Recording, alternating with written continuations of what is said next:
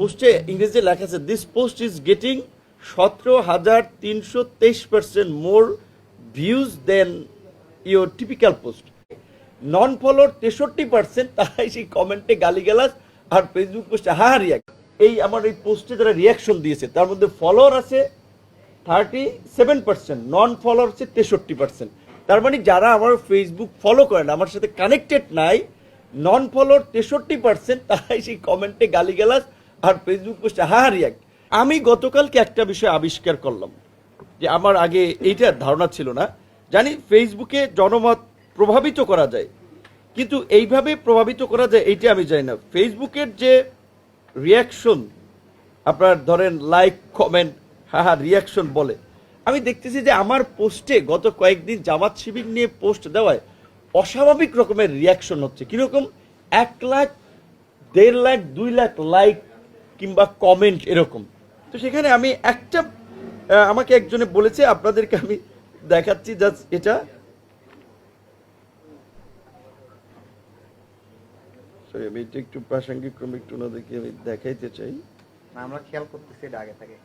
এই যে একটা জিনিস দেখেন, আমি ওই যে কালকে আমি বিশেষ করে দুইজন ইউটিউবার, এই আমাদের পিনাকি ভট্টাচার্য, ইলিয়াস হোসেন, যারা একসময় আমাদের সাথে অ্যাক্টিভিজম করেছে, আমরা আলাপ আলোচনা করেছি, কিন্তু তারা বিশেষ করে দু একজন এত বুদ্ধিজীবী, তারা একটা হঠকারী চিন্তা ভাবনা আমাদেরকে ইনগেজ করতে চেষ্টা করেছে। যখন পারে নাই, বিশেষ করে আমরা দেখেছেন যখন আলাদা হয়ে গিয়েছিলাম তারেক ভাই আমরা, তখন তারেক ভাইকে প্রমোট করেছে, ইতিবাচকভাবে বলেছে। আবার যখন তারেক ভাইকে দিয়ে স্বার্থ হাসিল করতে পারেনি, আবার তারে গালিগালাজ শুরু করেছে। আবার এই ইন্টারিম গভর্নমেন্টের সময় এনসিপিকে ব্যবহার করে তাদের ফায়দা হাসিল করার চেষ্টা করেছে। অনেকে প্রেস ক্লাবে কিছু লোকজন দাঁড় করিয়ে দিয়েছে যে তাদেরকে এই প্রধান উপদেষ্টা যেন বরণ করে নিয়ে এসে সেই ব্যবস্থা করতে।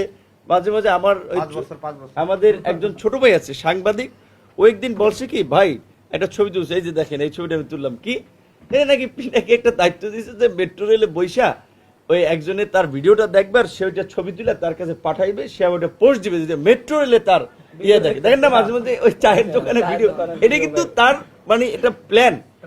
এটাতে সে বুঝাতে চায় যে সে একজন বিশাল বাংলাদেশের মানুষের কাছে প্রয়োজনীয় ব্যক্তি হয়ে দাঁড়িয়েছে, তার একটা প্রভাব আছে। এইটা ব্যবহার করে তারা বিভিন্ন গোয়েন্দা সংস্থা এবং এই যে এখন তো নির্বাচনের পূর্বে জামাতের সাথে তারা যুক্ত হয়েছে, যে জামাতের সাথে, যে জামাতের পক্ষে তারা কাজ করতেছে।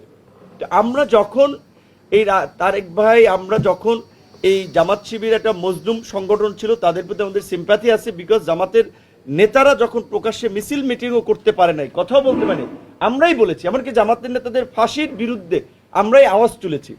তো সেই জামাত শিবির তাদের সরকারের সাথে এই দ্বিচারিতা বা দ্বৈত ভূমিকার কারণে আমরা যখন একটু ক্রিটিসিজম করি, তাদের যে অনলাইন বাহিনী লিলাই দেয় এবং এই যে ভাড়াটে ইউটিউবার পিনাকি, ইলিয়াসের মতো তাদের আমাদের পিছনে লিলিয়ে দেয়।